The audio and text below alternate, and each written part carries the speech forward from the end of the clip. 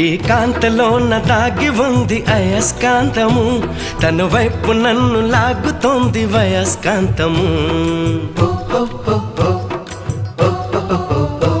నీ చేతిలోన దాగి ఉంది మంత్రదండము, నువ్వు తాకగానే చెంగుమంది మగువ దేహము.